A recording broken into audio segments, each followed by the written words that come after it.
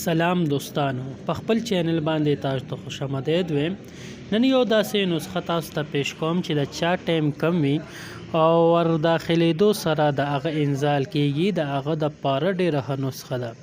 کو تاسو زموږ په چینل نوی او تاسو د جنسي علم حاصلول غواړئ نو زموږ چینل سبسکرایب کړئ او د بیل آیکن ورسره هم دباو کړئ. شکریہ. دوستانو څنګه چې تاسو ته پته ده ډېر هلکان داسې وي چې واده وکړي کور واله ته څنګه ورنږدې کېږي داسې د هغې انزال وشي، یا داسې هم وي چې د واده ښه ډېره موده شوې وي سم وي خو داسې څه بیماري هغه ته ولګي چې د هغې د وجې هغه ته سرعت انزال بیماري شروع شي او دی زر فارغېږي. د هغې دپاره ډېره ښه او اسانه نسخه ده. تاسو به د پنسار دکان ته لاړ شئ او تاسو به ورته وایئ چې تخم اټنګن راکړه.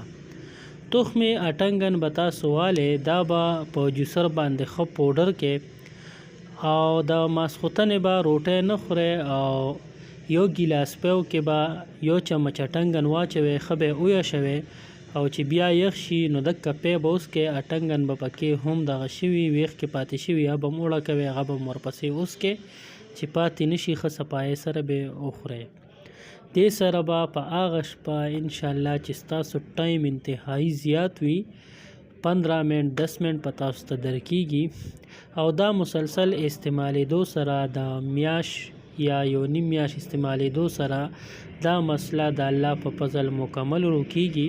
نو که چاته دا عمومي مرض وي نو هغې دې دا یو میاشت پوره استعمال کی، بیا به انشاءالله اټنګن نه خوري او د دې ټایم به بحال وي. امید دی چې دا ویډیو به ستاسو خوښه شوي. کو ویډیو ستاسو خوښه شوي نو لایک کې او کو د جنسي متعلق علم ترلاسه کول غواړئ نو دا چینل سبسکرایب کې او د بیل آیکن هم دباو کې. شکریہ. د لوی الله فامان.